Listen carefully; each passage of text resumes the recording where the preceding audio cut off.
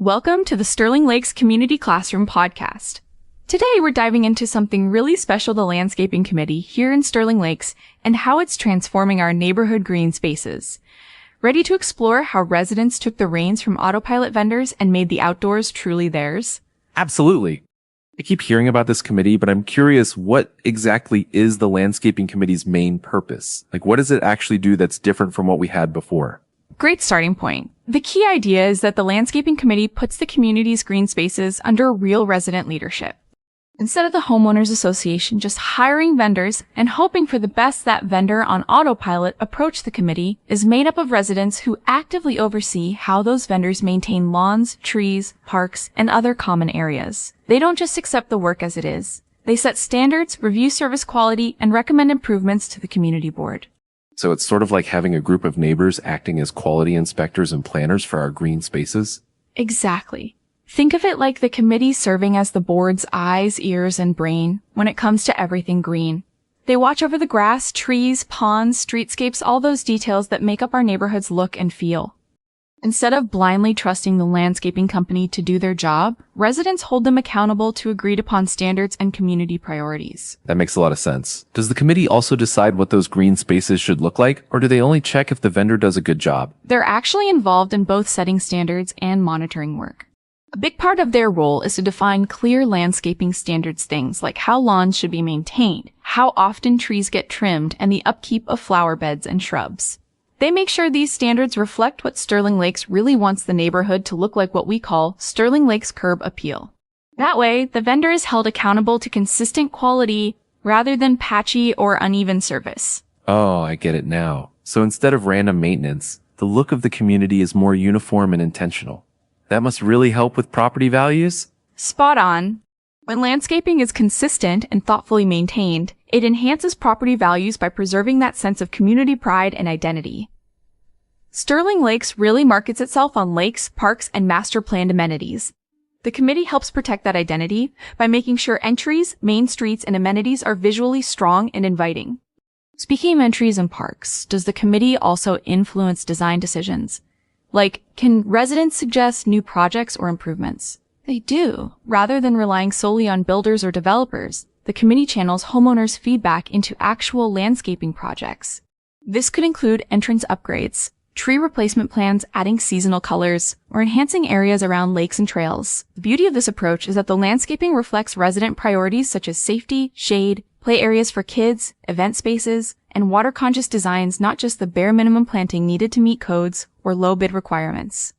That really makes the community's outdoor spaces feel personalized and cared for, but how does the committee keep track of whether the vendor is actually doing everything they're supposed to? The committee members play a hands-on role in vendor oversight and accountability. They monitor whether scheduled services like mowing, weed spraying, trimming, and irrigation checks are happening on time. They also look out for problem areas that need special attention. Their reports and recommendations help ensure the board gets the quality it pays for, turning landscaping from a simple expense into a well-managed, performance-based service. That's impressive. So the committee really transforms landscaping into a service with standards and performance reviews instead of something that just happens in the background.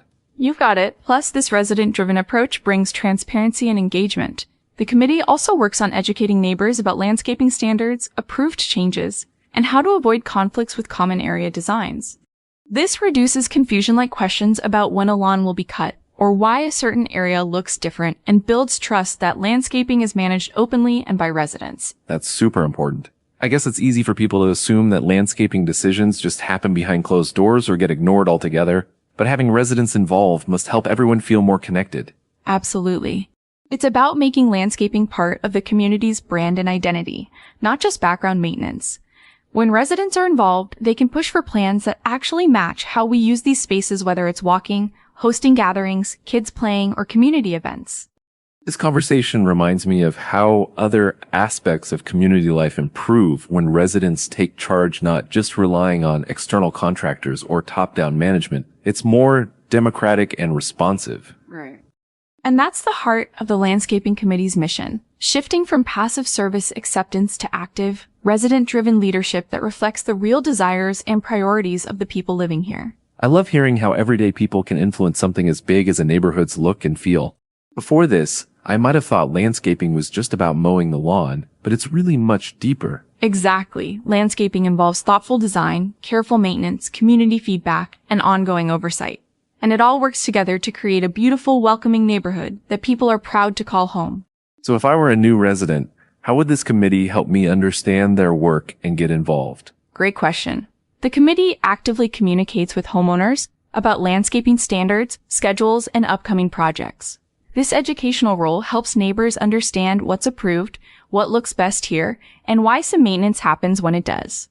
Plus, residents interested in joining the committee can volunteer to help shape and monitor landscaping efforts directly. It sounds like a perfect way to get involved in the community and see real results from your participation. It really is, and having that local control means the landscaping supports how residents actually want to live and enjoy outdoor spaces. This has been super enlightening. I think I've got a much clearer picture now of how the Landscaping Committee stewards our green spaces and elevates community pride. I'm glad. Before we wrap up, let's highlight some key takeaways. First, the committee transitions landscaping from passive vendor management to proactive resident leadership.